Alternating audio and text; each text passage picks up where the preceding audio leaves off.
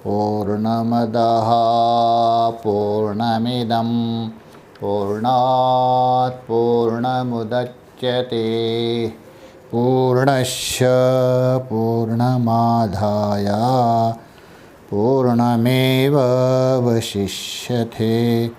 ॐ शान्ति शान्ति शान्तिः। शङ्करं शङ्कराचार्यं केशवं बादरायणं सूत्रभाष्यकृतो वन्दे भगवन्तौ पुनः पुनः। ईश्वरो गुरुरात्मेति मूर्तिभेदविभागिने व्योमवद्व्याप्तदेहाय दक्षिणामूर्तये नमः। ॐ शान्ति शान्ति शान्तिः। हम लोग सर्व वेदांत सिद्धांत सार संग्रह इसको लेकर विचार कर रहे हैं। तो यहाँ तक विचार हुआ था। पहले साधना चतुष्टय बता दिया, सबसे पहले अनुबंध चतुष्टय, उसके बाद साधना चतुष्टय। तो साधना चतुष्टय में जो वैराग्य है उसी वैराग्य को ही विस्तार रूप से बता रहे। वैराग्य कैसा प्राप्त कर सकता है, वैराग्य को कैसा संपादन कर सकता है। इसलिए भगवान भाष्यकार जी गर्भावस्था से लेकर मृत्यु पर्यंत और मृत्यु के बाद जो यमलोक में जो जाते हैं संयमनपुरी में, वहाँ का जो कष्ट है ये सब वर्णन किया। उसको विचार करने से कोई भी व्यक्ति अवश्य विचारवान वैराग्य को प्राप्त होगा। उसके बाद आध्यात्मिक हृदय विकारी भौतिकारी रोगों को बता दिया, उससे भी दुखी है। और ब्रह्मलोक पर्यंत जो सुख है वो भी क्या है, अंततः जाके नाशवान है, क्योंकि वहाँ तारतम्य है। तो इस प्रकार विचार करके कौन उस ब्रह्मलोक को आश्रय करेंगे, कोई भी नहीं करेंगे। और जो 3 प्रकार की अथवा 5 प्रकार की जो क्रम मुक्ति है वो भी नित्य नहीं है। यदि नित्य होता तो इनमें भेद कैसा होगा, तारतम्यता कहाँ से आएगा। और ब्रह्मलोक से भी लौट के आना पड़ता है, ऐसा भी प्रमाण है। ब्रह्मा भवन लोक, इसलिए सारा सब क्या है, इनमें अंतर है। और उसके बाद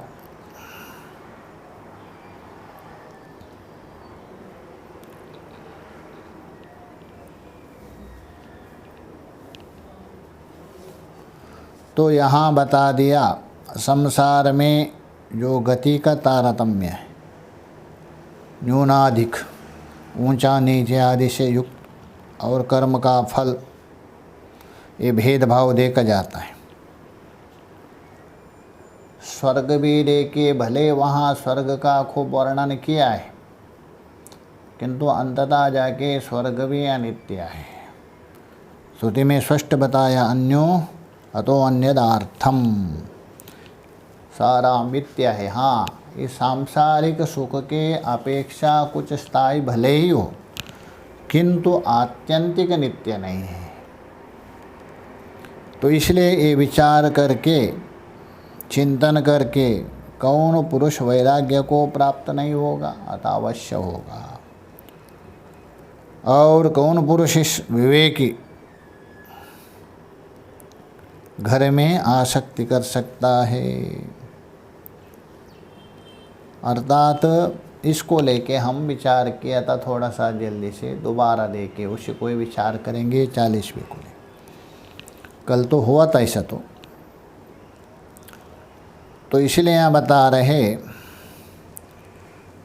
कैसा है, तुच्छ सुखे। सुख में एक विशेषण दिए, तुच्छ सुख, नश्वर। तुच्छ का मतलब असत नहीं लेना, नश्वर, नाशवान। एक होता है तुच्छ बोल दो वंद्या पुत्र आदि, जो असत पदार्थ है वो नहीं लेना। यहाँ तुच्छ का तात्पर्य है अनित्य है, नश्वर पदार्थ है। तो नश्वर है, नाशवान सुख। नाशवान इसलिए है क्षणिक, जब तक अनुकूल वस्तु मिल गया, आपको आपके मनपसंद वस्तु मिल गया, आपकी वृत्ति सात्विक हो गई, उसमें कुछ अंश के लिए, कुछ समय के लिए आनंद अंश का अनुभव किया, बस सुख, वही सुख और क्या है। इसलिए वो तुच्छ सुखमया, क्षणिक सुखमया। कौन? ग्रहादि, अपना जो घर है, परिवार है, पुत्र पौत्र, जितने भी इनमें व्यर्थ ही व्रतः। रतिम, रतिम का मतलब उसमें रमण है, आसक्ति है, उसे सुख है। कौन करेगा? सदा देखता हो यदि कर रहे, उससे बढ़कर मूर्ख कौन है? वो नहीं जानता है तो अलग बात है, जानने के बाद भी यदि कर रहे वो कभी संभव नहीं, वो कोई भी नहीं कर सकता है, अतः नहीं कर सकता है। मोहाद म्रियमाण जंतून, क्योंकि मोह से मरते हुए प्राणियों को सदा देखता हुआ भी, हाँ, किंतु अज्ञानी है, वो देखने पर भी भूल जाता है, वो नहीं सोचता है, आदत पड़ जाती है। आप कभी काशी जाइए, मणिकर्णिका में देख लीजिए, इतना मुर्दा आते हैं, मुर्दा को ले भी आते हैं, जला भी देते, बैठ के बाद में गप्पा लगाते हुए चाय भी पीते, भूल जाते हैं व्यक्ति, क्योंकि ये नहीं सोच रहे मुझे भी ऐसा ही करके। यही आश्चर्य की बात है। यक्ष ने युधिष्ठिर से प्रश्न किया था अंतिम, आश्चर्य क्या है? आहन्यानि भूतानि गच्छन्ति यम मंदिरे। प्रतिदिन हमारे आँख के सामने जो मर रहे, देख रहे, अथवा कान से सुन रहे, आँख से देखते भी है, कान से सुनते भी है, दूर का सब देखने पर और सुनने पर भी शेष स्थिरत्वमिच्छन्ति, तो सोच रहे मैं मरने वाला नहीं हूँ, बोलते हैं ऐसा, अरे मुझे भी जाना है एक दिन, क्या ये तो ऊपर ऊपर है, बस क्षण भर के लिए, ये ऊपर ऊपर है। वो भी थोड़ा कुछ व्यक्ति बोलेगा, कुछ व्यक्ति वो भी नहीं बोल सकता है, अरे वो मर गया, अच्छा हुआ, मुझे संपत्ति मिलेगी, ये सोच। शेषा स्थिरत्वमिच्छन्ति, जो दूसरा बचा हुआ मैं स्थिर है ऐसा मानता है, इससे बढ़कर कोई आश्चर्य नहीं। हाँ, विचारवान पुरुष है, ये सब देख रहे, तो देखने के बाद उसके अंदर मन में विचार आएगा, सकाई के लिए एक दिन नष्ट होने वाला है, इसके पीछे क्यों पड़ते हो आप? आपको तो अपना कर्तव्य करना चाहिए, जो लक्ष्य है उसको प्राप्त करना चाहिए। इस प्रकार विचार करके वो वैराग्य को प्राप्त होगा। यहाँ तक हम लोगों ने विचार किया था। आगे जो बता रहे, जब तक आप विचार नहीं करेंगे तब तक ये सुख जैसा भान होता है, आपात रमणीय है, तात्कालिक सुख है। और विचार करेंगे, चिंतन करेंगे,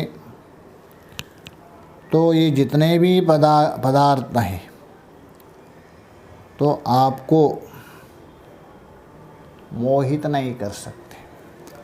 हाँ, उसी को ही मोहित करेंगे जो विवेक शून्य पुरुष है, उसको मोहित कर सकते। जैसा जिसकी देखने की दृष्टि आँख ठीक है, कोई दोष नहीं है। सूर्य का प्रकाश उसको अवश्य दिखेगा। यदि कोई उल्लू जैसा यदि हो, उसको क्या प्रकाश दिखेगा? क्या नहीं दिखेगा। वैसे ही यहाँ विवेक दृष्टि यदि ठीक है, वो मोहित नहीं होगा, विचार करेंगे। और विवेक शून्य पुरुष मोहित होगा, यही बताने जा रहे। देखिए आगे के श्लोक। सुखम किमस्त्यत्र विचार्यमाणे गृहेऽपि वा योषिति वा पदार्थे मायातमोन्दीकृतचक्षुषो ये तयैव मुह्यन्ति विवेकशून्याः। सुखं किमस्त्यत्र विचार्यमाणे गृहेऽपि वा योषिति वा पदार्थे मायातमोन्दीकृतचक्षुषो ये तयैव मुह्यन्ति विवेकशून्या। सुखम किमस्ति अत्रा, अत्राः सुखम किमस्ति, अत्रा मतलब यहाँ, यहाँ मतलब कहाँ? जहाँ बैठे हैं वहाँ नहीं, जिस संसार में बैठे हैं अथवा जिस शरीर में विद्यमान है। तो अत्रा अस्मिन् संसारे, इस संसार में। सुखम किमस्ति, क्या कोई सुख है? पूछ रहे। बोलते हैं ना सुखी है, मैं सुखी हूँ महाराज, कोई चिंता नहीं, सब कुछ है मेरा पास। किंतु तो लगाएंगे। तो ये बोल रहे हैं, यहाँ पूछ रहे क्या सुख है? बिल्कुल नहीं है। कभी विचार्यमाणे, विचार करने पर, चिंतन करने पर, ठीक ठीक से जैसा जैसा आप विचार करते रहेंगे, ये जो संसार है बालू के दीवार के समान विशीर्यन्ते, शिथिल होगा, कुछ भी दिखेगा नहीं, है ही नहीं। इसलिए बोल रहे विचार्यमाणे, एक विशेषण दिया, विचार करने पर। हाँ, दो दृष्टि है, विचार दृष्टि और अविचार दृष्टि। विचार के दृष्टि से, विचार का मतलब ऐसा नहीं अपना मर्जी से विचार करना, शास्त्र और गुरु ने जो बता दिया है, अर्थात गुरु ने उपदिष्ट जो शास्त्रीय वचन को लेके विचार किया। तो विचार किया, अपने चिंतन किया यथार्थ और अयथार्थ का। तो विचार करने पर इस संसार में, अस्मिन् संसारे किम सुखमस्ति, क्या इसमें सुख है? तो बोल रहे किसमें? गृहेऽपि वा योषिते वा पदार्थे किम सुखस्ति। बोलते अरे मेरा बहुत बड़ा घर है, 4 बंगला वाला, इतना बढ़िया है, मस्त है। ऐसो बोलते बोलते इतना प्रसन्न होते व्यक्ति, और थोड़ी सी बात घर में कुछ हो गया अथवा आग लग गई, कहाँ गया आपका सुख? तो इसलिए बोल रहे गृहे, घर में, और योषिति ही, योषिति बोल तो स्त्री, पत्नी। बोलते हैं मेरी पत्नी बिल्कुल देवी जैसा है, बस देवी है, थोड़े दिन कुछ हो गए तो रूठ गए, चंडी बन जाएगी। तो उसमें स्त्री उनके अनुकूल है तब तक। तो इसलिए बोल रहे गृहे, घर में, और स्त्री, योषित का मतलब स्त्री, पदार्थे अथवा अन्य भोग्य पदार्थ में, उपलक्षण दीजिए जो भी, इन सभी पदार्थों में किम सुखमस्ति। अरे भोग करने वाले भोक्ता, थोड़ा विचार करके देखो क्या इसमें आपको सुख है? अच्छा, यदि सुख है तो दोबारा क्यों प्राप्त करना चाहते हो? क्योंकि एक बार आपको सुख मिल गया, एक बार ठीक ठीक बोध हो गया, उसके बाद क्यों प्राप्त करना चाहते हो? यल्लाभा न परम लाभा, जिसके प्राप्ति के बाद दूसरा कोई प्राप्ति करने की इच्छा नहीं होती, इसका मतलब अभी तक मिला ही नहीं। आप आभास मात्र है, सुखाभास। आभास मतलब सुख नहीं है, सुख जैसा, सुखमिव, रजत नहीं है, रजतमिव भान हो रहे वहाँ, उस समय में रजत ही मान के बैठे आप। तो इसलिए बोल रहे हैं गृहेपि योषिति, मतलब स्त्री से उपलक्षण पुत्र आदि भी, और पदार्थे, पदार्थ में किम सुखमस्ति, क्या सुख है, यदि सुख है तो बता दे दो। इसे सिद्ध होता है विषय में सुख नहीं है, ना सुख था, ना सुख है, ना सुख रहेगा। फिर कहेंगे अरे उससे मुझे बहुत मस्ती मिल गए, आनंद मिल गए, सुख मिल रहे। अच्छा, उससे आनंद मिल रहे, उससे सुख मिल रहे, ऐसा कहते। गर्मी में यदि आपने एसी चला दिया, बहुत ठंडा है मेरा खाना, बहुत मस्ती से आनंद से सोया, बहुत सुख मिला। अच्छा, उससे यदि सुख मिला एसी से, हरिद्वार में अभी बहुत ठंडी है, वहाँ एसी चला के देख लीजिए, आपको सुख मिलेगा। अभी चेन्नई में देखिए गर्मी है, यहाँ एसी चलाएं तो पंखा चले तो आपको आनंद मिलेगा। अच्छा, यदि पंखा में एसी में आनंद होता तो जो अन्यत्र मिल रहे वो अभी हरिद्वार आदि है, ऋषिकेश आदि में मिलना चाहिए। क्यों नहीं मिलता है? नहीं मिलता। अभी ठंडी में अग्नि को आप तापते हैं अथवा धूप तापते, तो वो तो बोलता बहुत आज मस्ती आ गई, बहुत बढ़िया, अच्छा, बहुत आनंद मिल गया। और वही आप गर्मी में जाके तापी, दुख क्यों मिल रहा है? अब यदि धूप से अथवा अग्नि से आपको सुख मिलना हो तो सभी मिलना चाहिए, जो जिसका स्वभाव है सदा ही रहेगा। तो इसे सिद्ध होता है वस्तु में ना कोई सुख है, ना कोई दुख है, वो जैसा है वैसा है। उस वस्तु आपको यदि अनुकूल होता है परिस्थिति काल को लेकर तो सुख का कारण बनता है। वही वस्तु परिस्थिति को लेकर, देश काल को लेकर अनुकूल नहीं होता, वही दुख का कारण होता है। बस यही आपके अंदर है। वस्तु केवल आपके अंदर के सुख को व्यक्त करने का एक कारण बनता है, बस वो भी अनुकूल होना चाहिए, सभी नहीं। तो इसलिए वस्तु में कभी भी सुख नहीं है, कभी भी नहीं। अच्छा, यदि घर में यदि सुख मान लीजिए, बहुत बड़े घर बना दिया आपने, अच्छा उस घर में यदि कोई ऐसा उपद्रव आ रहे, कोई बार बार अनर्थ हो रहे, ऐसा कुछ आ गया, धीरे धीरे उस घर ही आपको दुख का कारण बनता है। गुजरात में एक था भूत मंगला बोल के, वहाँ कोई नहीं रहते थे, डर जाते थे। बाद में एक संत को दे दिया, ऐसा ही बहुत बड़ा आश्रम बना, तो वही बाद में आपको दुख का कारण बना। अभी तक सुख का कारण था, दुख का कारण हो गया। वैसे ही पत्नी बहुत प्रशंसा कर, अरे मेरी पत्नी बहुत देवी है, ऐसा कोई मिलेगी नहीं।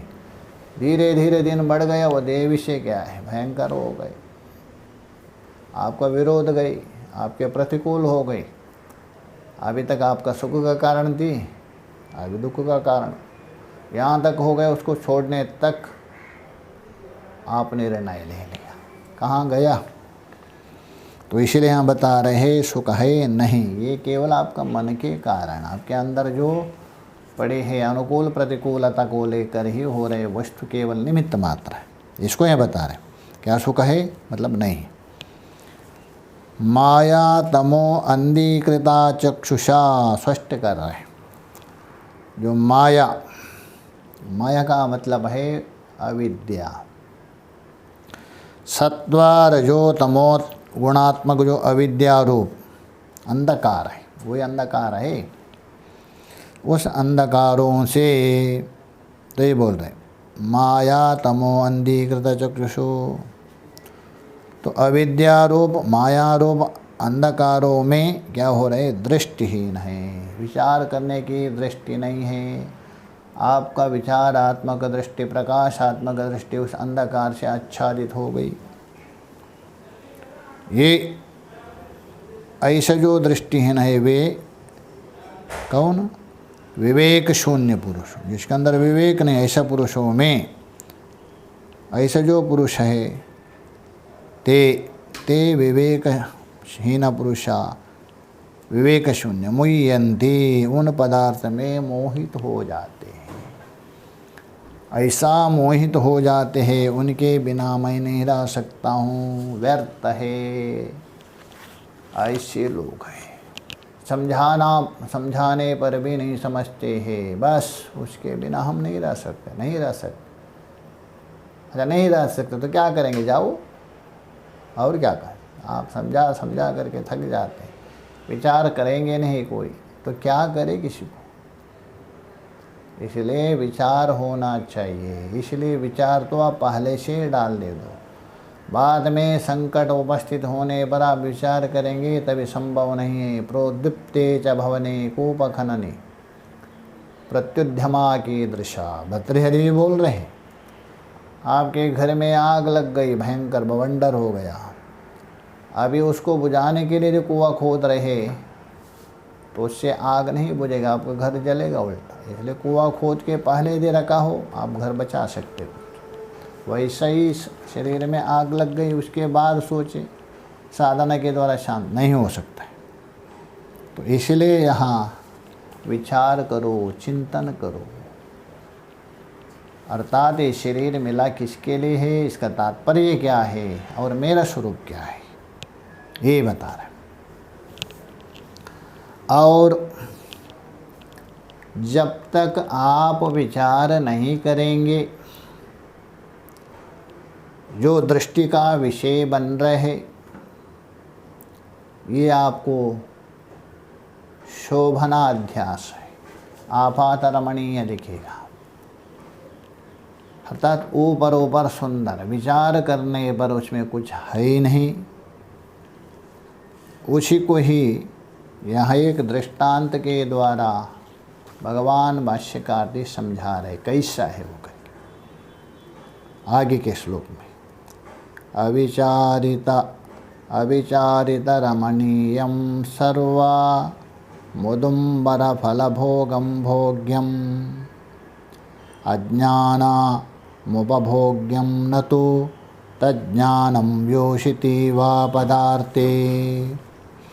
अविचारितरमणीयं सर्वमुदुम्बरफलोपमं भोग्यम् अज्ञानमुपभोग्यं न तो तज्ज्ञानं योषिति वा पदार्थे। अविचारितरमणीयं कौन? भोग्यम, ये जितना भी संसार है भोग्य पदार्थ है। कैसा? अविचारित रमणीयम, दो दृष्टि होती है, एक अविचारित दृष्टि, एक विचारित दृष्टि। अविचारित दृष्टि का मतलब है वासना कामनादि से युक्त, शास्त्र का विचार रहित जो आप ऊपर ऊपर देखते हैं वो अविचारित दृष्टि। और शास्त्र है और महापुरुषों के जो वचन हैं उन वचनों को लेके विचार करके आप देखते हैं, चिंतन करते हैं, विचार दृष्टि। तो इसलिए यहाँ अविचारितः रमणीयः, अविचारिता रमणीय मतलब विचार ना करने पर, चिंतन ना करने पर, ठीक ठीक से युक्ति प्रत्युक्ति शास्त्र को रखकर, तब तक वो रमणीय रूप से, सुंदर रूप से प्रतीति होता है। कैसा? सर्वम उदुम्बर फल उपमम, सर्वम उदुम्बर फल उपमम, जैसा उदुम्बर के फल के समान। उदुम्बर बोल तो गोलार, और उदुम्बर कहते छोटे छोटे फल होते हैं अंजीर जैसे, इतने बड़े। और वो जो है पहले कच्चे रहते छोटे छोटे, उसमें सब्जी भी बनाते बहुत लोग, और पकने के बाद वो लाल हो जाते। तो ये जो उदुम्बर फल के समान है, गुलार के फल के समान है, सब भोग्य पदार्थ। क्योंकि वो फल कैसा होते हैं, जैसा अन्यत्र बता दिया, जैसा कोई पथिक यात्री रास्ते में जा रहे, भूखा है, अपनी भूख निवृत्ति करने के लिए वो सोच रहे कुछ मिले कुछ खाओ। जाते समय में गुलर का पेड़ देखा, उसमें बड़े सुंदर सुंदर फल है पके, बहुत प्रसन्न हो गया, ये फल खा के मेरी बुभुक्षा निवृत्त होगी। उठा दिया हाथ से और तोड़ भी दिया और थोड़ा सा दबा दिया, उसमें कीड़े उड़ने लगते फुस-फुस करके। देखिए बाहर से इतना सुंदर है, अंदर से कीड़े पड़े हैं। यही बोल रहे हैं, अभिचारित रमणीयम सर्वम उदुम्बर फल उपमम भोग्यम। जो गोलार के फल के समान सब भोग्य पदार्थ विचार ना करने पर अत्यंत सुंदर जैसा दिखते हैं, रमणीय जैसा दिखते हैं। अज्ञानम उपभोग्यम न तो तज्ञानम, इसलिए ये जो है इन पदार्थों का यथार्थ स्वरूप को नहीं जानते। अज्ञानम बोल तो ये वास्तव में है क्या वो नहीं जानते। तो उन पदार्थों का यथार्थ स्वरूप को नहीं जानते, उनके लिए उपभोग योग्य है। उपभोग में शोभना बुद्धि होती है और वो अच्छा भी लगता है, कब तक लगे वही जाने। तू बोल तो परंतु किंतु तज्ञाम, इन पदार्थों की वस्तुस्थिति, पदार्थों का गुण दोष ठीक ठीक से जान लिया। ऐसा योषिति वा, इन वस्तुओं में हो अथवा अत्यंत जो प्रिय है आपकी जो स्त्री है, पत्नी इत्यादि पदार्थ भोग्य में नहीं होंगे, अर्थात अन्य पदार्थ भोग्य में नहीं होंगे, मतलब उसमें आसक्त नहीं हो सकते। जो नहीं जानता है उन भोगों पदार्थ में वो आसक्त हो जाता है और बिल्कुल उसमें तादात्म्य हो जाता है और उसमें प्रवृत्त होता है हर समय। और यथार्थ वस्तुस्थिति जानता है, उनके लिए स्त्री है अथवा बहुत अमूल्य से अमूल्य वस्तु पदार्थ भोग्य नहीं होंगे, उसमें वैरस्य भाव हो जाता है। वो जानता है आज नहीं तो कल मेरे हाथ से जाना है, ये सुख का कारण नहीं है, ये बता दे। और भी एक दृष्टांत दे रहे, देखिए वो जो खेकड़ा है, तो खेकड़े का दृष्टांत दे के यहाँ समझा रहे हैं वो मोह के कारण किस प्रकार मृत्यु को प्राप्त करता है करके। गते पीतो ये सुशिरम कुलीरो हातुम हे शक्तो म्रियते विमोहात् यथा तथा गेह सुखानुशक्तो विनाशमायाति नरो भ्रमेण। गते पीतो ये सुशिरम कुलीरो हातुम ह्यशक्तो म्रियते विमोहात् यथा तथा गेह सुखानुशक्तो विनाशमायाति नरो भ्रमेण। गतेपि तोये, तोये गतेपि, जैसा किसी गड्ढे में हो अथवा किसी तालाब में बारिश में जलता, और बात गति भी वो सूख गया, धीरे धीरे बारिश सूख गया और कुछ समय होने के बाद सूख गया। सूखने पर भी कुलीरो, कुल धातु को इरन प्रत्यय करके बनता है कुलीरो, अर्थात खेकड़ा। तो खेकड़ा है वो उसमें निवास करता था, उस गड्ढे में अथवा उस तालाब है बिल में। जब तक जलता और जल सूख गया तो इसलिए बोले गते भी तो ये सुशिरम, सुशिरम मतलब गड्ढे में अथवा छिद्र में, सुशिरम तोये गते भी, अर्थात जो गड्ढे में अथवा छोटा सा तालाब में जल जो सूख जाने पर, जल का अभाव होने पर, बारिश सूख गए, धीरे धीरे सूख गया। कुलीरो, कुलीर मतलब वही खेकड़ा। हाँ तुम है शक्तो, वो गड्ढा है, उस तालाब को त्यागने की इच्छा नहीं करता है, उस गड्ढे को त्याग करने में असमर्थ है। क्यों? मोह के कारण। वो सोचने लगता रहे हम इतने समय तक यहाँ रहे, उसको कैसे त्यागे। उतने में क्या होता है, म्रियते। क्यों? मोहात म्रियते, त्यागने में समर्थ होने पर भी मोह के कारण त्यागता नहीं, इसलिए मोहवशात ही मर जाता है। दो कारण हैं मरने का, या तो जल के अभाव में मर जाता है, अथवा कोई अन्य जो शिकार है, मछली पकड़ने वाला उसको पकड़ दिया, पकड़ के मार के खा लिया, अथवा अन्य कोई पक्षी आ गए, जीव आ गए, उसको पकड़ दिया। जब तक जल था तब तक नहीं पकड़ सका, जल सूखने के बाद वो मृत्यु का मुख में पहुंच जाता है। कौन? खेकड़ा। वही बोल रहे, वो जो कर्कट है, खेकड़ा है, मोहवशात ही मर जाता है। ये हो गया दृष्टांत।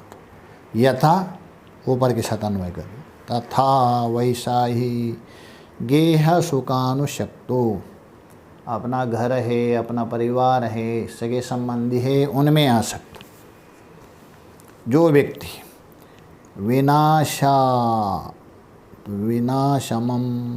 विनाशम आयाति नरो भ्रमेणा, वैसे ही गृहादि परिवार के सुख में जो आसक्त हुआ, तादात्म्य हुआ। कौन? पुरुष, अर्थात जो भी व्यक्ति। क्यों? भ्रमेणा, भ्रम के कारण, मोह के कारण, अज्ञान के कारण भ्रमित हुआ है, उसमें आसक्त हुआ है। विनाश को प्राप्त, अतः वो विनाश को प्राप्त हो जाता है। इसलिए बोले नरो भ्रमेणा विनाशम आयाति, अतः विनाश को प्राप्त होता है, मतलब उसमें जाके वो नष्ट हो जाता है, मर जाता है। अपना जो लक्ष्य है, कर्तव्य को प्राप्त नहीं कर सके, यथार्थ को। और भी दृष्टांत दे रहे दो श्लोकों के द्वारा, एक श्लोकों के द्वारा दृष्टांत, दूसरे श्लोकों के द्वारा दाष्टांत में घटा रहे 44 और 45। उनको देखिए। कोशाकृमिस्तन्तुभिरात्मदेहा मावेष्ट्य चावेष्ट्य च गुप्तिमिच्छन् स्वयं विनिर्गन्तुमशक्त एव संस्ततस्तदन्ते म्रियते च लग्नः। कोशाकृमि तन्तुभिरात्मदेहा मावेष्ट्य चावेष्ट्य च गुप्तिमिच्छन् स्वयं विनिर्गन्तुमशक्त एव संस्ततस्तदन्ते म्रियते च लग्नः। आगे का भी देखिए। यथा तथा पुत्रकलत्रमित्रा स्नेहानुबन्धैर्ग्रथितो गृहस्था कदापि वा तान् परिमुच्य मोहात् गन्तुं न शक्तो म्रियते मुदेव।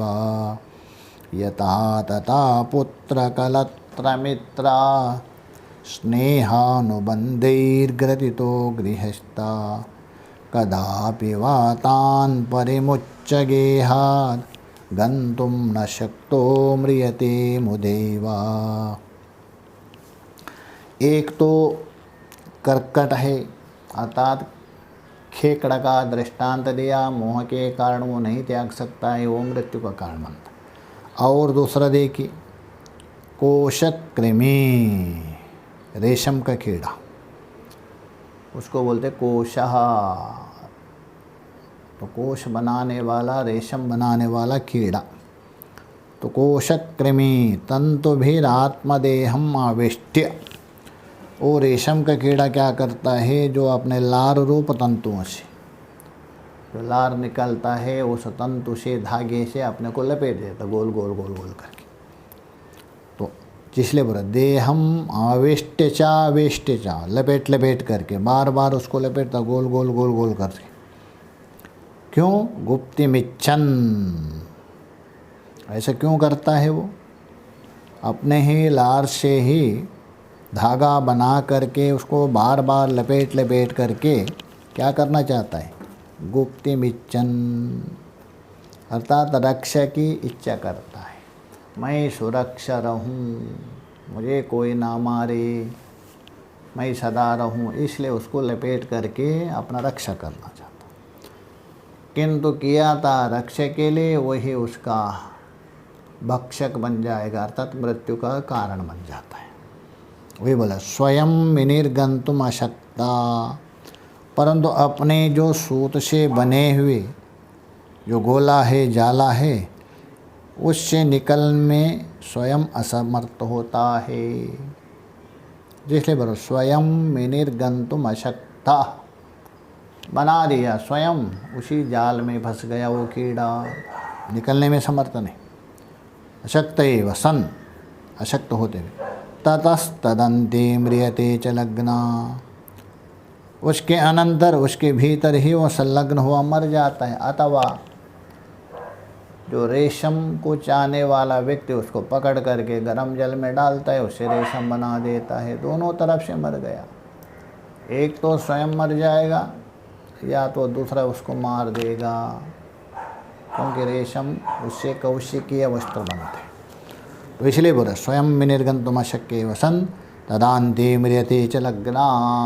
ये दृष्टांत हो गया। दाष्टान्त में दे दे यथा, यथा का ऊपर के सतन में, तथा वैसा ही उस कीड़े के समान। कौन?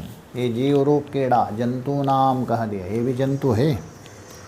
पुत्रा कलत्रा मित्र स्नेहानुबंधे गृतो ग्रहस्ता, इसी प्रकार ये मेरा पुत्र है, ये मेरी स्त्री है, ये मेरा मित्र है, ये मेरे सगे संबंधी, ऐसा स्नेह रूप बंधन से बंधे हुए, ऐसे स्नेह है, मोह है, इन मोह रूपी बंधनों से बंधा हुआ। कौन? जो ग्रस्त। तो ये बोल रहे ततः पुत्र, कलत्र मतलब कलम, पति अंशम वीर्यम त्रायते रक्षते स्वगर्भे, इसे कलत्र, इसलिए पत्नी का नाम है कलत्र। कलत्रम धनम पुत्र पौत्रादि सर्वम गृह बांधवमेत करके बता दो। और मित्र, मित्र को बोल तो समान वयस्क होता है अथवा समान स्वभाव वाला मित्र। इनसे स्नेहानुबंधेर, इनमें अत्यधिक स्नेह रूपी, देखिए यहाँ स्नेह प्रयोग करें, स्नेह रूप रज्जु है, रश्य भयंकर है, पहले बता दिया था। अनेक प्रकार का बंधन में स्नेह रूपी जो बंधन है सबसे खतरनाक है। लकड़ी को छेदन करने वाला भी कौन? भ्रमरा, कमल को छेदन नहीं कर सकता है। वैसे ही स्नेह रूपी बंधनों से बंधा हुआ का ग्रस्त कदापि वा तान परिमुच्य गेहाद गंतुम न शक्तो, कभी भी उनको त्याग करके वैराग्य उत्पन्न होकर घर से बाहर जाने में, अर्थात घर से निकलने में, वैराग्य को प्राप्त करने के लिए संन्यास ग्रहण करने में असमर्थ हो जाता है, जैसे कीड़े के समान। अंत में क्या करता है वो? म्रियते मुदेवा, अंत में अपने कर्तव्य को साधे बिना, जिसके लिए शरीर प्राप्त हुआ, उस लक्ष्य को प्राप्त ना करते हुए व्यर्थ ही मर जाता है। बस संसार में आया, जिस कार्य के लिए वो कार्य ना करते हुए बस इन्हीं मोह के चक्कर में फंसकर और इनके बीच में रहते हुए मर जाता है, अपना व्यर्थ जीवन गंवा देता है। तो इसके लिए यहाँ दो दृष्टांत दिया, एक खेकड़े का दृष्टांत दिया और दूसरा जो रेशम का कीड़ा है कोशकृमि, उसका दृष्टांत दिया। तो दोनों, एक तो मोह के कारण बन गया, दूसरा भी मोहवशत अपने को रक्षा करने के लिए प्रयत्न किया, दोनों मृत्यु का कारण बन गए। इसलिए ये सिद्ध होता है कामी मोह आसक्ति नहीं होनी चाहिए, वही बंधन का कारण है, वही मृत्यु का कारण है। इसलिए इससे ऊपर उठ करके मोह से परे जो मोहादि जो अनुभव कर रहे हैं आप, मोह का प्रकाशक है जो अपना स्वरूप है, उसको खोजते हुए ततः पदम तत्परिमार्गितव्यम 15वें अध्याय में उसको अन्वेषण करते, उसको जानना चाहिए, वही हमारा स्वरूप। इसलिए यहाँ बता रहे ये सारे अनात्म पदार्थ है, दुख का, बंधन का, मोह का कारण है, नाश का कारण है, आपका स्वरूप से दूर ले जाते हैं। इसलिए विचार करना चाहिए। ओम पूर्णमदः पूर्णमिदं पूर्णात् पूर्णमुदच्यते पूर्णस्य पूर्णमादाय पूर्णमेवावशिष्यते। ओम शांति शांति शांतिः। शंकरं शंकराचार्यं केशवं बादरायणं सूत्रभाष्यकृतो वन्दे भगवन्तौ पुनः पुनः। ईश्वरो गुरुरात्मेति मूर्तिभेदविभागिने व्योमवद्व्याप्तदेहाय दक्षिणामूर्तये नमः। ओम शांति शांति शांतिः।